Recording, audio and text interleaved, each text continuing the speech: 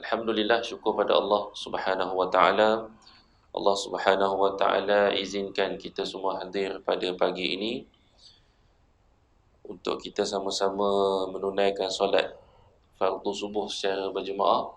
Seterusnya kita santai-santai sekejap sebelum kita balik untuk kita bincang ataupun perkongsian dalam kuliah subuh. InsyaAllah mudah-mudahan Allah Ta'ala berikan kepada kita semua kebaikan pada pagi ini, dan Allah Ta'ala berikan kepada kita semua keampunan, khususnya bagi mereka yang menjaga diri mereka pada malam hari tadi. Sebab apa? Sebab malam tadi disebutkan dalam hadis sebagai satu malam yang sangat istimewa, iaitu malam nisfu Sya'ban. Apa kelebihan malam nisfu Sya'ban? Nisfu Sya'ban ni ialah malam keampunan. Allah Ta'ala akan memandang kepada semua makhluknya, manusia, pada malam nisfu Sya'ban, dan Allah Ta'ala akan ampunkan semua orang beriman, kecuali orang yang syirik dan orang yang bergaduh. Jadi siapa semalam dia bergaduh tak dapat keampunan. Ataupun siapa yang bermusuh-musuhan, dia ada dendam, kesumat ataupun pergaduhan yang dia tak settlekan malam tadi, ini antara orang yang terhalang daripada keampunan Allah Subhanahu wa taala. Lambat sikit lah bagi tahu pagi ni kan. Tak apalah, buat tahun depan. Tapi insya-Allah sini tak ada bergaduh ni. Jadi antara amalan selain daripada amalan-amalan yang kita semua sedia maklum, amalan yang pertama sekali dalam nisfu Sya'ban ialah kita ambil satu masa, kita renung dalam diri kita, kita maafkan segala kesalahan orang lain, lupakanlah apa yang orang lain buat pada kita. InsyaAllah kita di kalangan orang yang Allah Ta'ala ampunkan dosa pada malam nisfu Sya'ban. Baik, pagi ini kita akan sambung perbincangan kita dalam 10 asas akidah yang ditulis oleh Imam Al-Ghazali, yang kita cabut daripada kitab Arba'in fi Usuluddin. Kita masih lagi membincangkan tentang bab iradah ataupun bab kehendak Allah Subhanahu wa taala. Bab ni bab paling panjang sekali. Sebab itu bab ni dalam teks asal pun dalam 3-4 muka surat lah, panjang. Bab lain satu muka surat tu dia dah masukkan kepada beberapa bab. Satu muka surat dah ada berapa bab. Bukan berapa bab, berapa asas. Yang ni asas kehendak saja dia terpaksa guna dalam 3 ke 4 muka surat dalam setengah cetakan lah. Panjang nak fahamkan kita tentang bab kehendak Allah Subhanahu wa taala. Asas yang kita kena faham, yang kita kena ambil sebagai pengajaran, Allah berkehendak pada segala perkara yang berlaku atas dunia. Itu perkara yang kita kena faham. Setiap perkara yang berlaku semua di bawah kehendak Allah Ta'ala, di bawah izin, di bawah kuasa. Kuasa tu bab kudrah kan, tapi kudrah Allah Ta'ala itu akan berlaku dengan kehendak Allah Ta'ala. Maknanya semua yang terjadi dalam kehidupan kita di dunia ini semua di dalam kehendak Allah Ta'ala. Dan setiap kehendak Allah Ta'ala itu datang dengan keadilan dan kebijaksanaan. Ini perkara basic yang kita kena pegang. Maknanya tidak ada satu pun perkara yang berlaku dalam keadaan Allah buat dalam keadaan terlupa ataupun tak sengaja, tiba-tiba, tak ada. Yang tu akidah kita. Kemudian asas yang kita bincang sebelum ini, yang kedua, kita kena letakkan bahawa kita takkan mampu untuk faham secara keseluruhan apakah rahsia dalam kehendak Allah Ta'ala. Kita tak tahu kenapa Allah buat begini, kenapa Allah buat begini, kenapa Allah takdirkan Malaysia ni duduk macam ni, kenapa Allah takdirkan kita ni berbangsa, banyak benda. Kita takkan mampu faham secara keseluruhan inti kepada kehendak Allah Ta'ala. Yang kita kena buat apa dia? Yang kita kena buat, kita kena beriman kepada kehendak Allah Ta'ala saja. Bab rahsia Allah Ta'ala, kenapa buat begini, kenapa buat begini, itu serah pada Allah Ta'ala. Sebab apa? Sebab kalau kita terlalu fikir tentang rahsia kehendak ataupun rahsia takdir Allah Ta'ala, maka kita akan jadi manusia yang sesat. Contoh apa dia kita bincang yang lepas, ada dua golongan yang sesat yang kita bincang pada lepas. Sebab apa? Sebab mereka terlalu fikirkan tentang konsep takdir. Yang pertama ialah golongan Qadariyah. Qadariyah ialah golongan yang meletakkan kepada semua urusan takdir ini adalah datang dengan kekuatan yang ada pada manusia. Maksudnya manusia dia boleh buat apa sahaja yang dia nak berdasarkan kepada kekuasaan dan kekuatan yang Allah Ta'ala berikan kepada dia. Maknanya dialah yang menentukan hasil. Itu bagi Qadariyah. Sebab apa? Sebab bagi dia, kalaulah Allah Ta'ala yang campur tangan dalam urusan kita, maka tak adil lah Allah Ta'ala. Dia nampak macam tu. Bila dia nampak kepada Allah Ta'ala tidak adil, dia telah menisbahkan Allah Subhanahu Wa Ta'ala ini dalam keadaan dalam keadaan yang lemah. Dia telah menisbahkan kelemahan bagi Allah. Sebab apa? Sebab Allah Ta'ala tak boleh nak campur tangan dalam urusan dia. Itu Qadariyah. Maksudnya dia nak kata semua yang kita buat ni semua dengan usaha kita. Allah Ta'ala dia tak campur tangan. Kita datang buat taat, kita yang buat taat. Maka Allah Ta'ala tak boleh kacau. Allah Ta'ala tak boleh halang kita buat taat. Itu satu kumpulan. Kumpulan yang kedua disebut dengan nama golongan Jabariyah. Jabariyah ialah kumpulan yang menisbahkan kepada semua ketentuan ataupun semua perkara yang berlaku ini, semuanya datang daripada Allah tanpa ada campur tangan manusia sikit pun. Maksud dia, kalau kita buat jahat, jahat itu Allah Ta'ala yang telah buat untuk kita. Maksudnya kita tak ada kuasa langsung untuk kita pilih nak buat jahat ke nak buat baik. Itu bagi Jabariyah. Sebab apa? Sebab dia kata kalaulah kita boleh campur tangan, maksud dia lemahlah Allah Ta'ala. Allah Ta'ala ni mesti bersifat kuat. Maka bila diletakkan kekuatan Allah Ta'ala dalam keadaan yang kita tak ada campur tangan langsung, maka dia telah meletakkan kezaliman dan juga menisbahkan ketidakadilan pada Allah Ta'ala. Itu satu golongan. Itu pun golongan yang sesat. Maka kita tengok pula ada satu lagi pecahan kumpulan. Lepas tu baru kita tengok pada kumpulan Ahlus Sunnah wal Jamaah. Tadi kumpulan Qadariyah. Qadariyah ni dia fikir bahawa semua perkara atas usaha dia. Tak ada campur tangan dengan Allah Ta'ala langsung. Golongan Qadariyah ni dia antara sifat dia paling malas berdoa. Dia panggil apa? Dia kekuatan tawakal itu kurang pada Allah Ta'ala. Dia lebih fokus kepada diri dia je. Kalau aku nak berjaya, aku kena berusaha.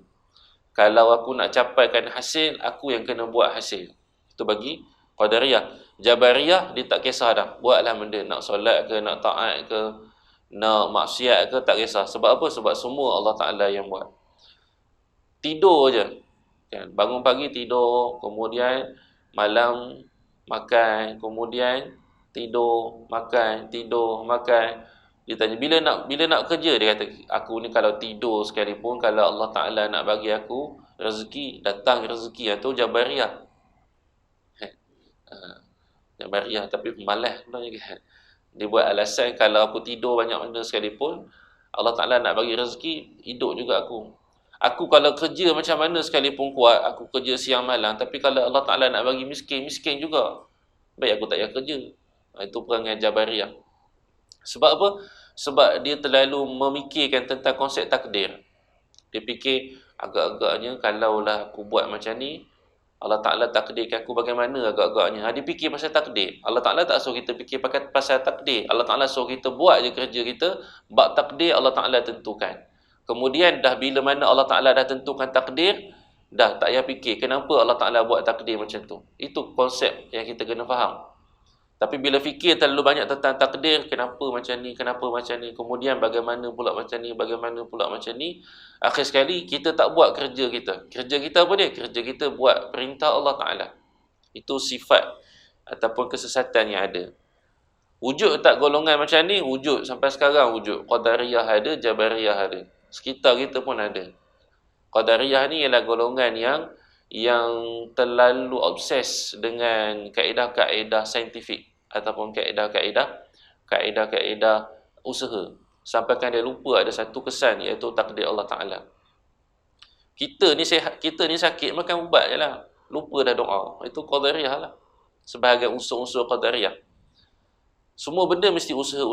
Bila orang kata doa lah, doa saja, tak ada usaha, tak boleh. Betul, tapi dia tak buat doa tu. Ramai yang kita jumpa, bila kita kata jangan lupa doa, dia marah. Dia kata doa macam mana sekalipun, kalau Allah Ta'ala tak bagi kita sakit, kalau Allah Ta'ala kalau doa macam mana sekalipun, kalau kita tak pilih ubat yang baik, maka tak jadi juga. Dia terlalu obses dengan kaedah saintifik. Mesti pilih ubat yang terbaik baru sembuh. Hilang dah dia punya keyakinan bahawa Allah yang bagi sembuh. Itu satu golongan. Ada satu golongan lagi, hidup juga zaman sekarang, kita pun mungkin jumpa satu kumpulan yang sakit je. Ni contoh bab sakit je, banyak lagi contoh. Bab rezeki, bab ta'at, bab sembahyang. Ni contoh bab sakit je, nak mudah faham. Ada setengah golongan, bila sakit je, dia tak cari ubat langsung. Dia kata tak apalah, doa je lah pada Allah Ta'ala. Betul, doa betul. Tapi Allah Ta'ala suruh kita juga usaha. Sebab itu kena faham. Sebab itu kalau tengok dalam kehidupan baginda Nabi SAW, Nabi tekankan kepada kita untuk dua-dua perkara. Nabi kata, bila Nabi letak unta Nabi pesan apa dia? Qayyid wa tawakkal. Ikat dan kamu bertawakal. Nabi tak kata, okey, letak unta kamu kat sini, tawakal je lah pada Allah Ta'ala. Tidak, Nabi tak kata gitu. Nabi pesan dulu, qayyid, ikat dulu. Lepas tu baru tawakal. Maksud dia, Nabi nak bagi tahu pada kita, usaha dulu. Tapi dalam masa yang sama, kena ada tawakal. Tak boleh kamu kata, ikat, confirm tak lari. Tak, Nabi kata qayyid wa tawakal. Dua-dua mesti ada. Maknanya dua-dua tu mesti kita hubung jalinkan dalam kehidupan kita. Itu konsep Ahlussunnah. Jadi bagi Qadariyah, Jabariyah, dia pecahkan. Bagi Qadariyah, dia kata cukup dengan kita ikat, dah, ikatlah. Kalau terurai sekalipun, tu bukan kerja Allah Ta'ala, itu mungkin ada sebab tiup angin. Semua benda dia putuskan dengan hubungan Allah Ta'ala. Itu ada golongan. Dalam bahasa moden ni disebut ada satu fahaman scientology. Ada satu fahaman scientology. Semua benda ni ialah mesti bergerak di atas nama sains saja. Kuasa-kuasa selain daripada sains, kuasa-kuasa yang bersifat spiritual, supernatural ni tak ada. Semua benda yang berasaskan sains saja. Itu satu fahaman.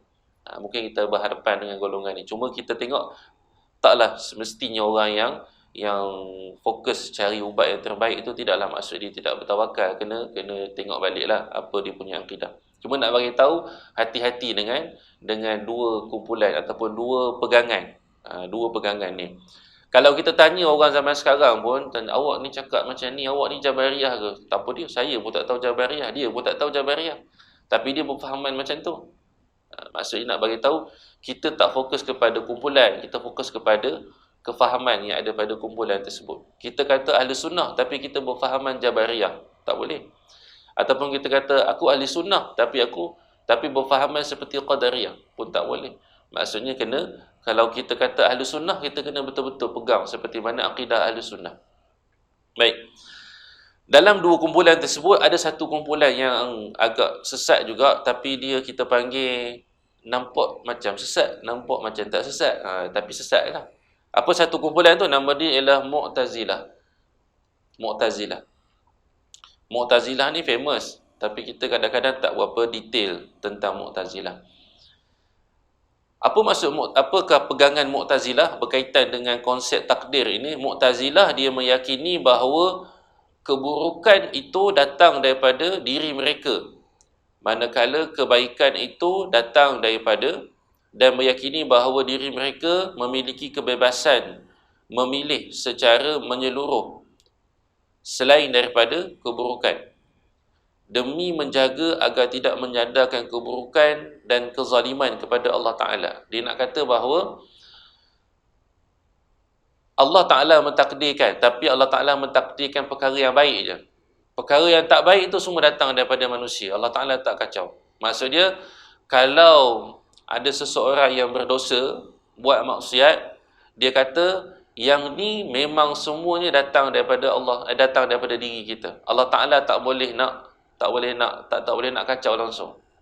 Kita kata, oh nampak betul kan? Kan biasa kita dengarkan segala yang baik datang daripada Allah, segala yang buruk datang daripada kelemahan diri saya. Itu Mu'tazilah. Sebab apa? Ahli sunnah dia akan cakap macam ni, segala yang baik datang daripada Allah, segala yang buruk datang daripada kelemahan diri saya. Hakikatnya kedua-dua datang daripada Allah Ta'ala. Itu ahli sunnah. Maksud dia, kita nak bagi tahu kenapa kita sebut segala yang buruk datang daripada kelemahan diri saya, itu kita nak panggil konsep adab dengan Tuhan. Maksudnya kita tak nak sandarkan. Sebenarnya kita semua datang daripada Allah. Maksud dia, semua di bawah takdir Allah Ta'ala. Kita buat maksiat, kalau tanpa izin dan tanpa ketetapan takdir Allah Ta'ala, kita tak akan boleh buat maksiat. Maksud dia, maksiat yang kita buat pun datang daripada kehendak. Kehendak ni kita kena faham. Kehendak ni adalah keizinan Allah Ta'ala. Tetapi maksiat yang kita buat, kita kena tanggung. Itu maksud maksiat yang kita buat dengan keizinan Allah Ta'ala, tetapi kita kena tanggung. Sebab apa? Sebab kita yang memilih untuk buat maksiat. Allah Ta'ala cuma approve je, bagi kebebasan, bagi keizinan untuk kita buat. Sebab Allah Ta'ala tetapkan kita nak buat begitu. Bagi Jabariyah, kita buat maksiat ditetapkan oleh Allah Ta'ala dan kita tak ada apa-apa hukum. Tidak berdosa kita buat maksiat. Sebab apa? Sebab Allah Ta'ala yang memaksa kita buat maksiat. Itu fahaman Jabariyah. So itu perbezaan yang kita kena faham. Jadi kita kena letak bahawa semua perkara yang berlaku, taat ataupun maksiat, semua di bawah ketetapan Allah ataupun kehendak Allah Ta'ala. Cuma sahaja setiap perkara yang kita buat, dia ada implikasi hukum, ada kesan hukum, ada dosa dan juga ada pahala. Sebab apa? Sebab dalam takdir kita yang telah berlaku tersebut, adanya usaha kita dan adanya ketetapan daripada Allah Ta'ala. Kena faham kat situ ya. Nanti kita tengok nak bagi mudah. Tapi bagi Mu'tazilah kata yang baik itu datang daripada Allah dengan usaha kita dan datang daripada Allah Ta'ala. Tapi bab benda-benda buruk ni, maksiat semua tu datang daripada kita je, tak ada daripada Allah. Maksud dia Allah Ta'ala dah perintahkan kepada kita untuk solat. Allah Ta'ala takdirkan kita solat. Ada orang tak menunaikan solat, itu bukan daripada kehendak Allah, itu dia sendiri yang buat dan Allah Ta'ala tak campur tangan dan dia berdosa lah. Itu bagi Mu'tazilah. Okey. Akan tetapi mereka telah menyandarkan kelemahan kepada Allah sedangkan mereka tidak menyedarinya. Bila diletakkan segala keburukan itu datang mutlak daripada manusia, Allah tidak boleh campur tangan, makanya kita kata kamu telah meletakkan kelemahan pada Allah. Maksudnya Allah Ta'ala tak boleh nak halang maksiat yang kamu buat. Maksudnya lemahlah Allah Ta'ala. Kita kata tak lemah Allah Ta'ala. Jadi Mu'tazilah kesilapan dia kat situ. Dia meletakkan, dia Mu'tazilah ni dia hampir sama dengan Qadariyah. Dia sama dengan Qadariyah, cuma bezanya dia letakkan bahawa keburukan sahaja yang tidak ada hubungan langsung dengan Allah. Manakala kebaikan itu ada hubungan dengan Allah Subhanahu Wa Taala. Itu Mu'tazilah. Okey. Jadi Mu'tazilah duduk dekat mana? Mu'tazilah ni sebenarnya dia duduk di cabang daripada Qadariyah, cuma dia sedikit berbeza. Siapa dia Mu'tazilah ni? Mu'tazilah ni dia adalah satu golongan yang pada peringkat awalnya dia sebenarnya asas kepada Mu'tazilah ni dia lebih meletak dia terlalu meletakkan logik. Ni sebelum Mu'tazilah bergabung dengan falsafah ni. Lepas tu baru dia bergabung dengan fahaman falsafah, baru dia jadi lagi kacau bilau. Ini asal-asal Mu'tazilah. Mu'tazilah ni sebab apa? Sebab bagi fahaman dia mesti letakkan logik bagi dia, bukan logik yang sebenar, logik pada pandangan dia. Bila mana satu peristiwa ni satu peristiwa yang dinakalkan lah, wallahualam betul ataupun tidak, tapi ini sebagai satu bentuk nakal dalam sejarah perkembangan Mu'tazilah. Satu hari seorang tabi'in nama dia Hasan Al-Basri, dia mengajar. Dekat zaman dulu dia mengajar bukan style macam kita, dia buat macam lepas solat dia ada tiang-tiang dia kan. Mengajar kat situ. Kemudian ada orang bertanya tentang satu soalan. bertanya tentang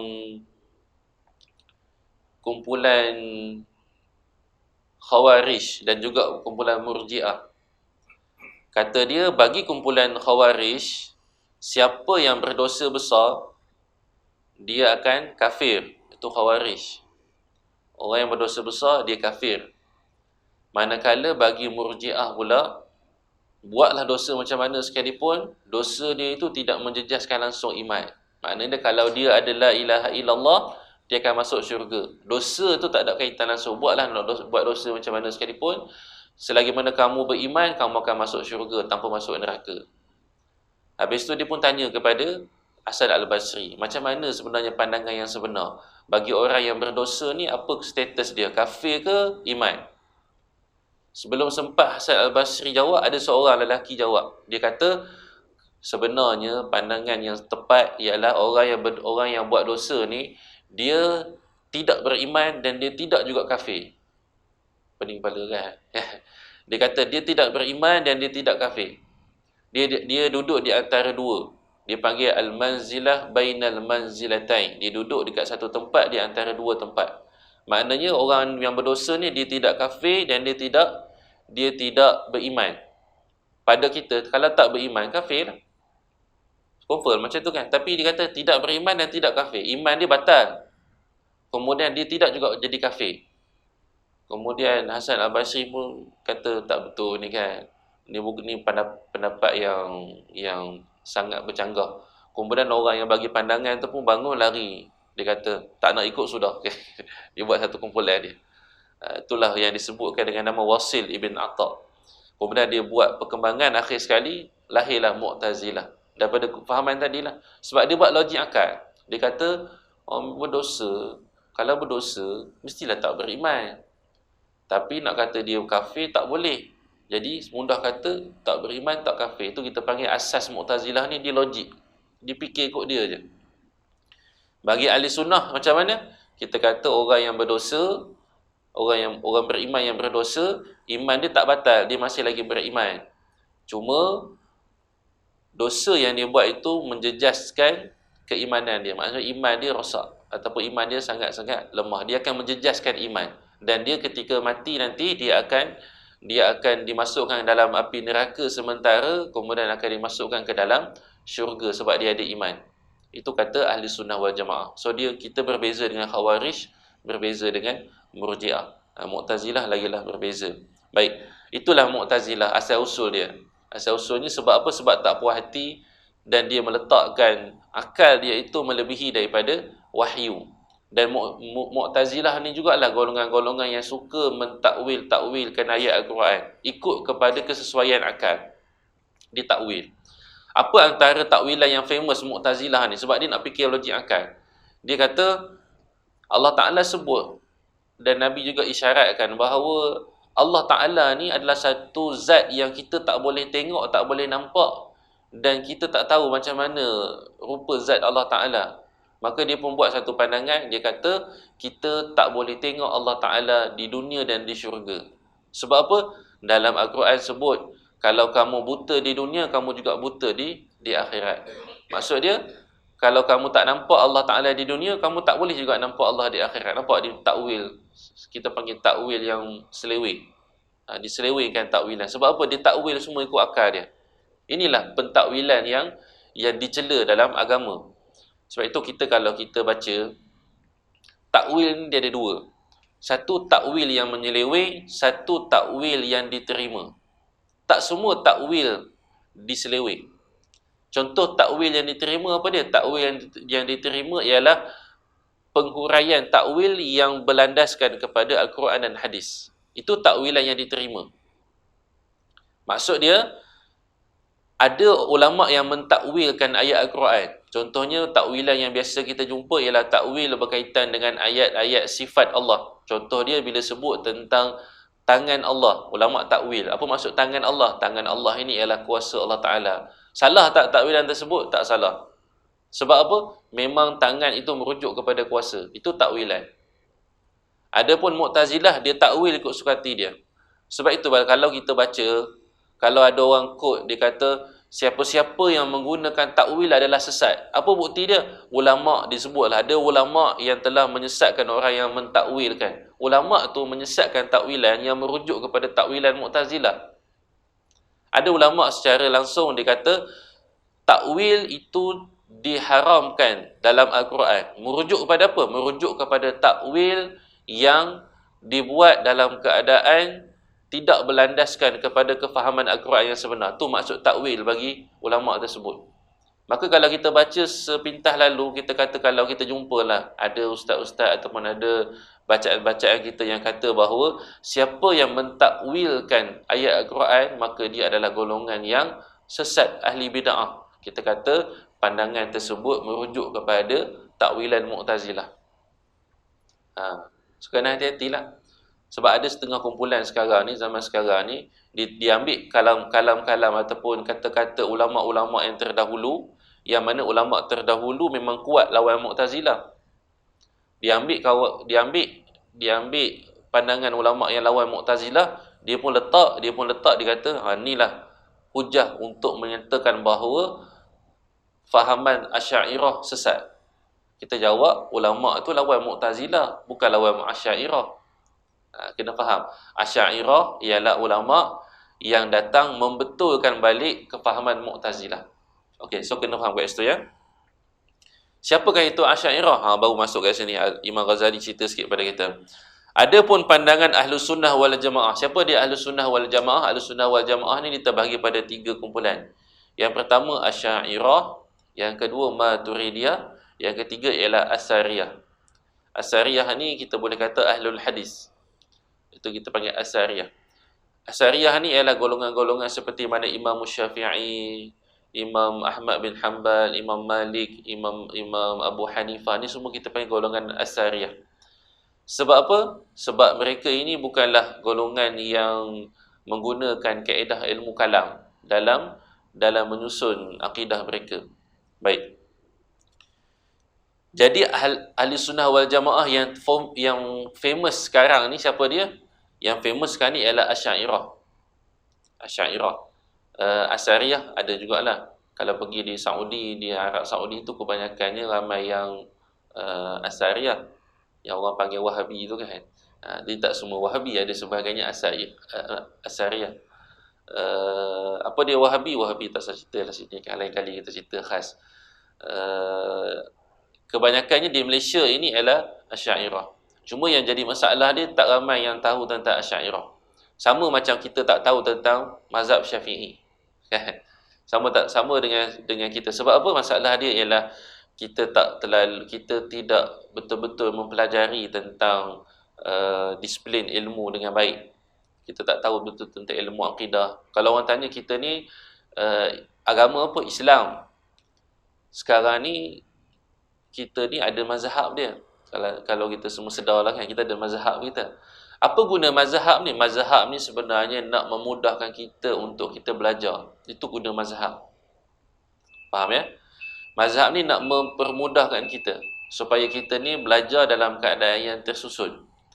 Jadi sebab itu ada mazhab. Boleh tak kalau kita nak beramal dengan mazhab lain? Boleh, silakan. Tapi belajarlah mazhab tu. Jangan campur-campur.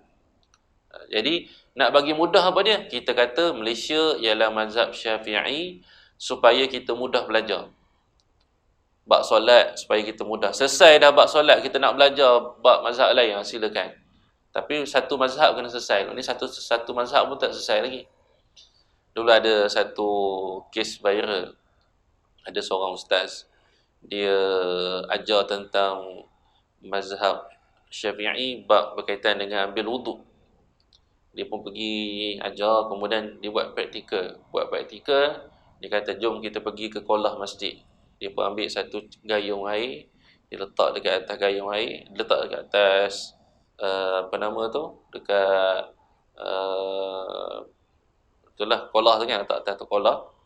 Kemudian jom kita ambil wuduk dalam keadaan mengikut sunnah Nabi. Dia pun ambil, letak dalam gayung tu, dia pun celup tangan dalam gayung, dia pun ambil, basuh.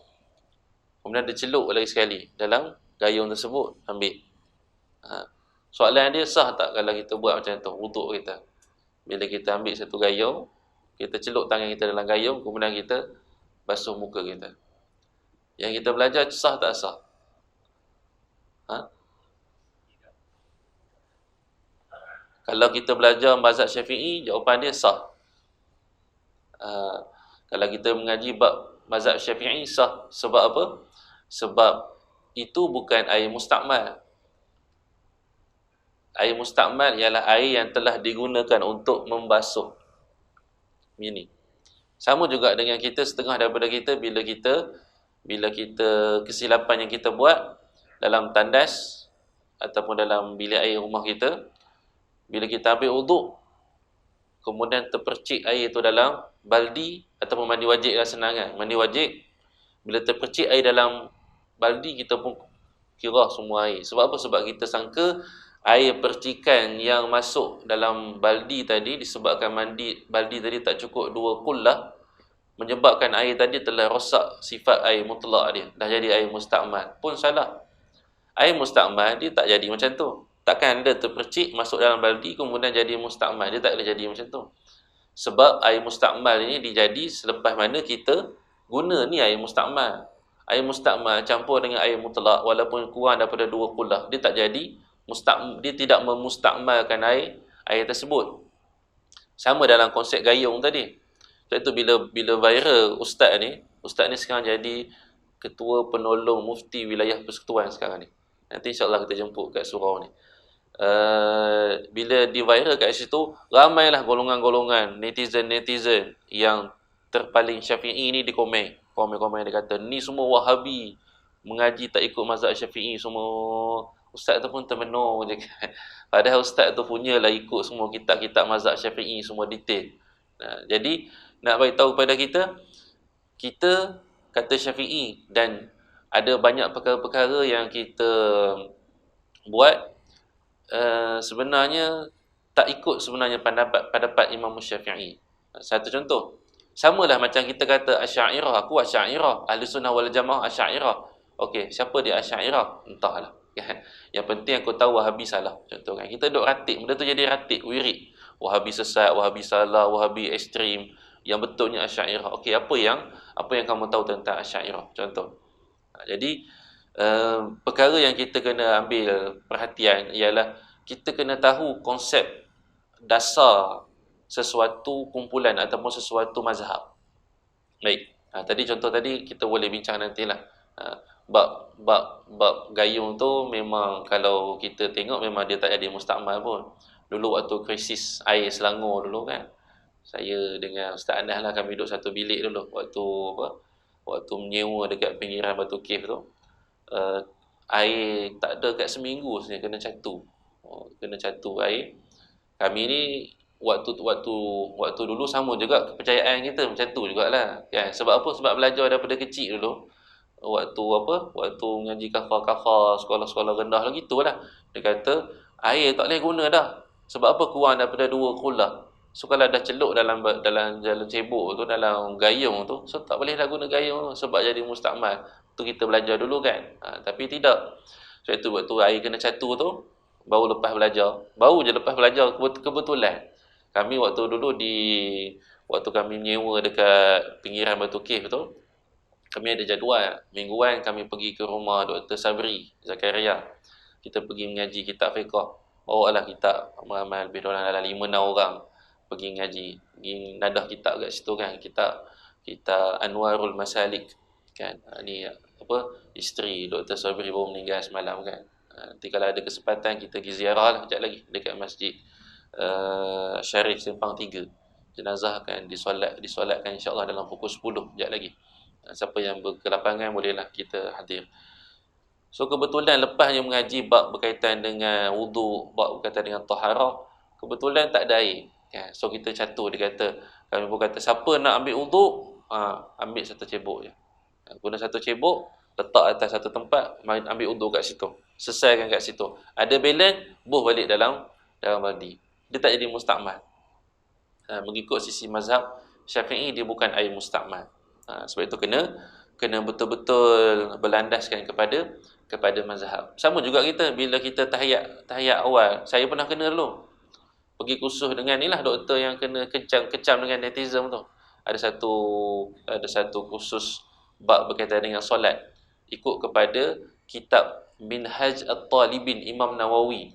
Disyarah kitab Minhaj Talibin Imam Nawawi, yang mana Imam Nawawi ni kita tahulah imam, kita boleh kata imam yang mengumpulkan pandangan-pandangan mazhab Syafi'i. Maksudnya imam mazhab Syafi'i betul lah ni.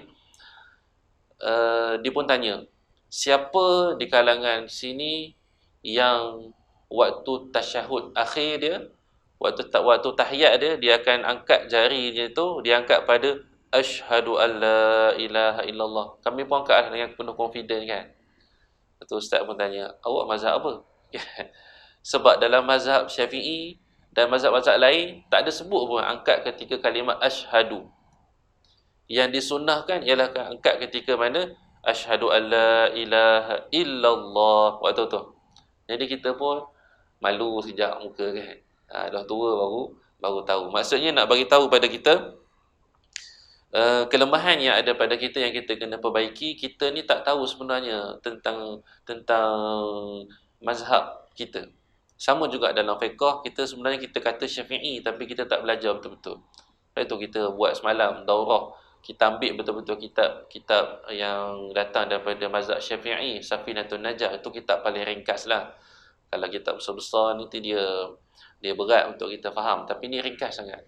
Safinatun Najah tu kitab yang membicarakan tentang mazhab Syafi'i. Sebab target kita nak perturunkan ilmu-ilmu yang dalam bentuk kitab turas ni kepada masyarakat. Jadi kita cuba bawa kitab turas, tapi dalam kaedah kita cuba ringankan dan kita cuba variasikan kaedah penyampaian ikut pada zaman.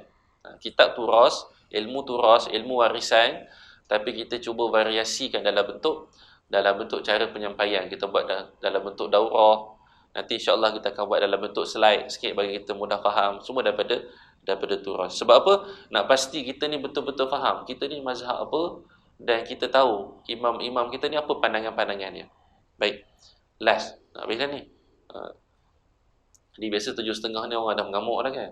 Tapi sebab subuh lewat, so bolehlah kita ambil masa kecederaan sikit. Ahli Sunnah wal Jamaah punya pandangan apa dia? Ialah pandangan dia berada dalam pertengahan. Kita sebut tadi kan, Ahli Sunnah berada pada pandangan pertengahan. Siapa Ahli Sunnah tadi? Asy'ariyah, Maturidiyah dengan Ahlul Asar ataupun Ahlul Hadis ataupun disebut dengan nama Asariyah. Ahlus Sunnah tidak menyangkal sama sekali adanya ikhtiar. Maksudnya Ahlus Sunnah kata dalam kejadian ataupun dalam perbuatan kita ada ikhtiar. Dan tidak meniadakan qada dan qadar, dan tidak juga meniadakan qada dan qadar. Maksud dia ada ikhtiar, ada qada dan qadar. Maknanya kedua-dua benda ni dia menjadikan perbuatan kita.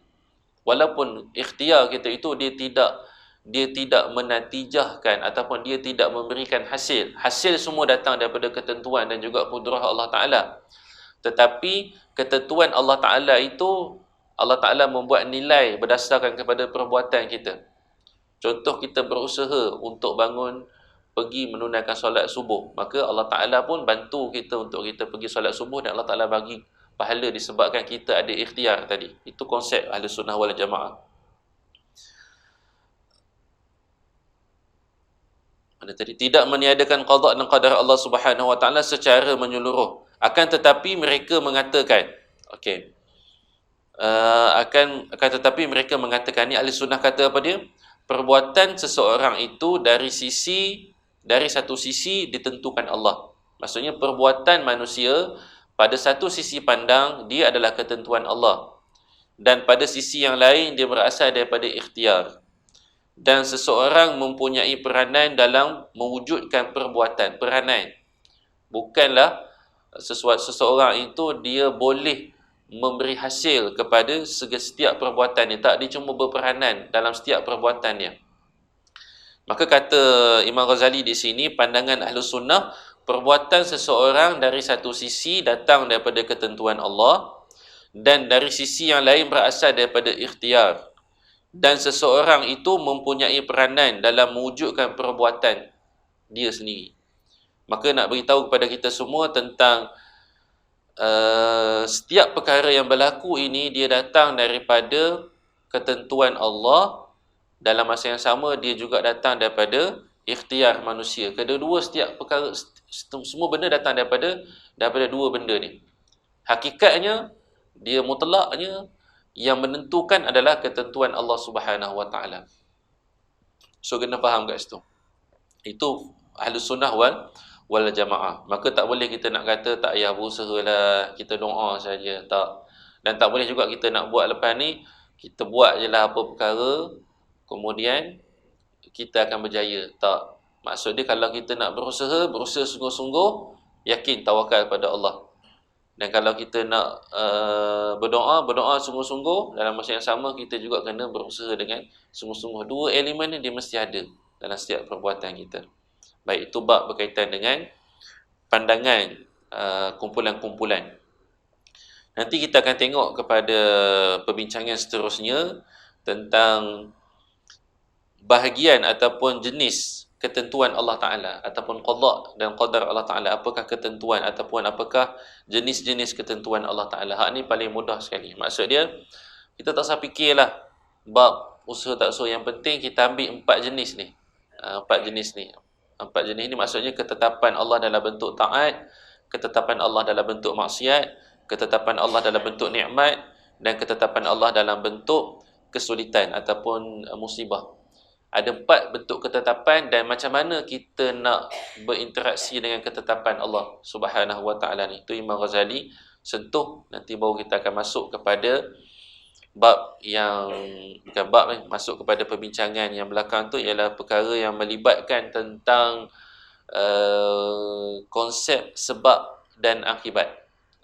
Konsep of causality ini disebut oleh ahli-ahli falsafah ataupun golongan-golongan moden sekarang ni disebut konsep of causality. Apa kata Imam Al-Ghazali tentang pandangan causality? Nanti kita tengok pada pertemuan-pertemuan akan datang. Ramadan nantilah insya-Allah. Wallahu alam. Ada soalan tak berkaitan dengan iradah Allah Taala bab ni? Tak ada kot, ya. Aqulu qali hadza wa astaghfirullahal azim li wa lakum wa billahi taufiq wal hidayah. Assalamualaikum warahmatullahi wabarakatuh. A'udzu billahi minasyaitonir rajim. Bismillahirrahmanirrahim. Alhamdulillahi rabbil alamin wassalatu wassalamu ala Rasulillah wa ala alihi wa sahbihi ajma'in. Allahumma zidna ilma warzuqna fahma. Allahumma nawwirna bi nuri ilmika wa ab'idna an-nisyan. Rabbana atina min ladunka rahmah wa hayyi' lana min amrina rashada. Sallallahu ala sayyidina Muhammad wa ala alihi wa sahbihi wasallam. Alhamdulillahi rabbil alamin.